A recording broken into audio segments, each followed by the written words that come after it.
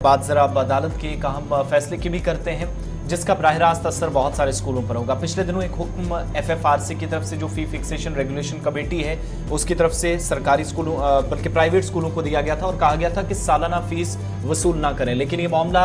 अदालत में पहुंचा और हाई कोर्ट ने एफएफआरसी के उस हुक्म को रोक दिया, जिसके मुताबिक तमाम जो प्राइवेट स्कूल्स हैं उन्हें कहा गया था कि आप सालाना फीस जो वसूल कर रहे हैं वो ना करें। इस मामले पर आइंदा समाअत कल होने जा रही है 18 नवंबर को।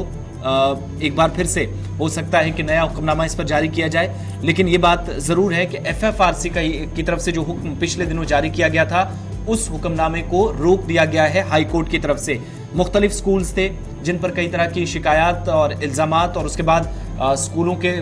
हवाले से शिकायत जो है मुतलका कमेटी यानी एफएफआरसी के पास पहुंचे थे और डिवीजन बेंच जो है इस मामले पर कल समाअत कर रही थी। चीफ जस्टिस अली मोहम्मद मागरे और जस्टिस वीसी कौल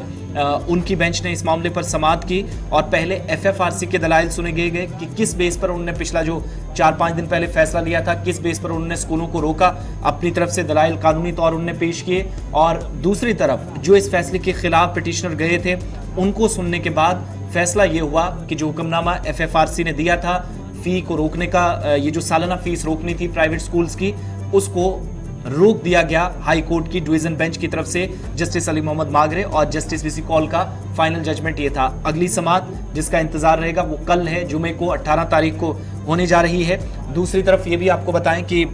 जब एफएफआरसी ने पिछले दिनों फैसला लिया था तो मुख्तलिफ स्कूलों से, जिनमें प्राइवेट स्कूल्स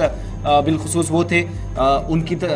उनकी भी बातें उस वक्त सुनी गई थी जब कहा गया था कि तकरीबन 4 से 5 महीने का, चूंकि बीच में मार्च सेशन जब हुआ तो माहाना फीस को लेकर कुछ कंफ्यूजन हुआ था और एफएफआरसी के सामने स्कूलों ने अपनी शिकायत दर्ज कराई, लेकिन बात न सुनने पर अदालत तक उस वक्त भी केस पहुंचा था। लेकिन कल का जो केस था ये जरा मुख्तलिफ था, ये सालाना फीस पर था। सुनील सेठी जो कि सीनियर वकील हैं वो पिटिशनर की तरफ से अदालत में दलाइल पेश कर रहे थे और बेंच के सामने उन्होंने तमाम तर एफएफआरसी की तरफ से जो बातें इस हुक्मनामे में शादी समारोह में मेहमान बनकर आई 2 महिलाएं दुल्हन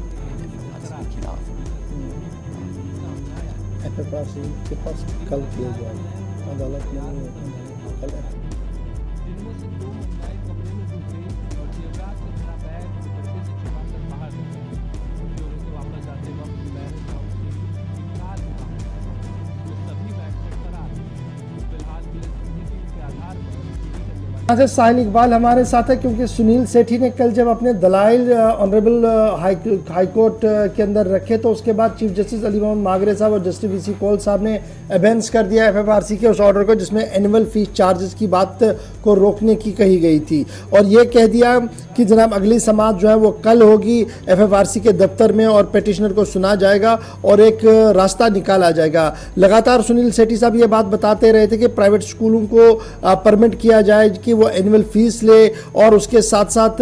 जिस तरीके से वो निज़ाम चला रहे हैं इस पर ज़्यादा कोई शिकंजा ना कसा जाए, क्योंकि काफ़ी मुश्किल हालात में वो चल रहे हैं। Examination fees, computer fees, sports fees और दीगर फीसों को लेकर एक सिस्टम जो मैकेनिज्म बनाया गया है उसको अप्रूव करवाया जाए, ये सुनील सेठी साहब लगातार कल बता रहे थे अदालत के सामने और ये कह रहे थे कि एफएफआरसी जो है जनाब उन्होंने शायद सही कानून और सही ऑर्डर जो है वो पास नहीं किया है, जिसकी वजह से अदालत का दरवाज़ा जो है वो खटखटाना पड़ा और अब मामला कल एफएफआरसी के पास रहेगा 18 नवंबर को। वहां पर फ्रेश ऑर्डर पास क्या होगा उसकी सब पर नजर रहेगी, लेकिन मजीद इस बातचीत के दौरान जो कोर्ट के अंदर चली और आज इसकी रिफ्लेक्शन क्या कुछ ग्राउंड पर है इसको जानने के लिए साहिल इकबाल के पास चलते हैं। साहिल जरा अपडेट कीजिएगा, कल पूरा दिन यह मामला छाया रहा कोर्ट के अंदर और कोर्ट ने फिर शाम होते इस बात का फैसला लिया कि एबेंस में डाला जाए जी एफएफआरसी के ऑर्डर को।